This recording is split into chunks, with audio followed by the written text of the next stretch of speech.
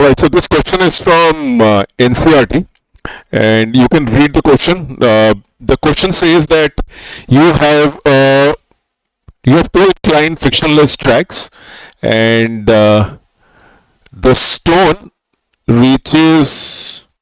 Okay, all right.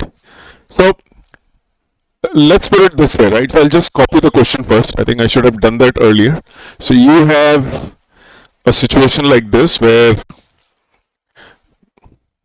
okay, so you have this inclined plane and there is another inclined plane here, okay, and this is the situation. The height is h. Okay, now the question says which of the ball will reach earlier, right? I think this is a question. What are the speeds and times taken by the two stones? One angle is 30 degrees, the other angle is, so this is 30 degrees and this is 60 degrees, okay? And the keyword that I noticed is frictionless, okay? Frictionless. So the two surfaces we are referring to, okay, the surface number 1 and the surface number 2 are frictionless. And we have to find out how much time do they take to, go down till this place, which is this, okay? So one stone is going in this direction, the other stone is going in this direction. Okay, let's discuss the problem. See, we can solve this problem, but I want to tell you another perspective of how to solve such problems. If it is a frictionless surface, right, there is no, so this thing has a potential energy, right? So there is a potential energy. Whatever is the height, the potential energy is mgh. And as the balls come down, in both the cases, there is no loss. Okay, so there is no loss of energy in both the cases, right? I hope you agree with me. So there is no loss. Okay. Okay, just give me 1 second. I'll just get a better pen. All right. So there is no loss, right? No loss, and there is no loss here also. Okay. Why is it going down? It is obviously going down because of gravity, right? A component of gravity is bringing it down, and there is no external force like friction on the body.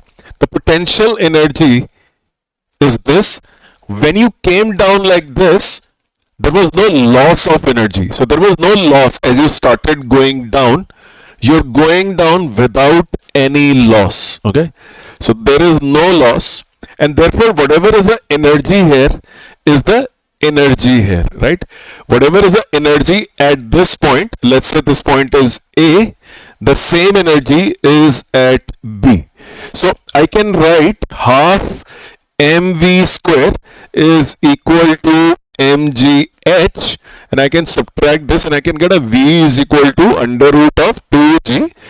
This is a velocity with which it reaches the point B. Let's talk about the second scenario.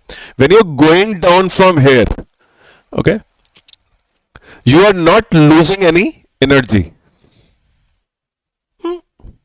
So let's look at the situation, and so I told you there is no loss of energy here, right? So there is absolutely no loss of energy, and therefore the body, when it starts from A and reaches C, again reaches with velocity. So it has a kinetic energy is equal to mgh, and v is equal to under root of 2gh. So you can see whether you go from this side or this side, since there is no loss of energy, right? The length of the path does not matter. Length of the path matters if there is a friction. Okay, we will discuss that. So point is, I used the concept of energy, right? Mechanical energy conservation. That is, potential energy plus kinetic energy remains constant. Okay, so it does remain constant.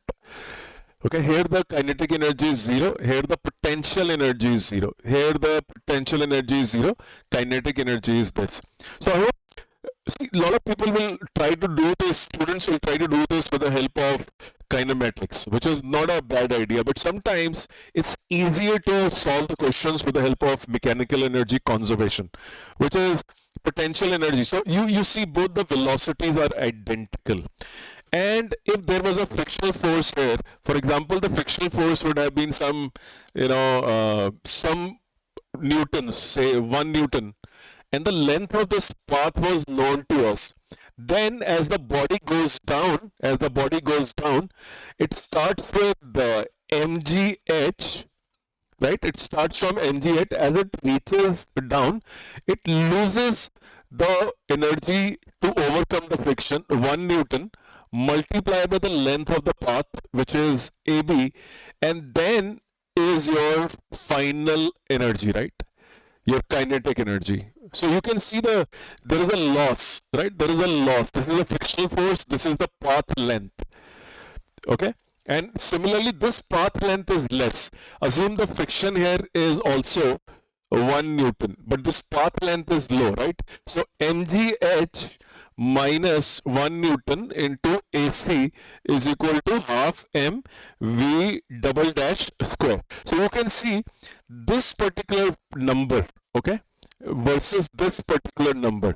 Since the loss is less on the right hand side, that's the assumption. So loss is less here, less loss, so therefore this quantity is bigger.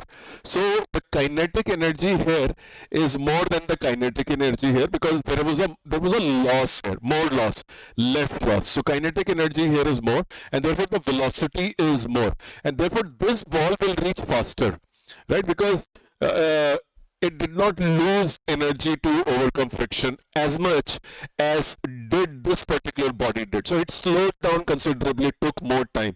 So you can use kinematics to solve certain questions. You can do mg sine theta, and you can apply all the rules you know about kinematics, mechanics. But one of the good rules to apply in certain situation is the rule of the the mechanical energy conservation. That's the point I'm trying to drive home. Let's see the other part of the question, okay? Okay, so what are the speeds? I think that is not a problem. You can calculate it. The moot idea you need to remember is the fact that you are trying to use a concept which shortens your time.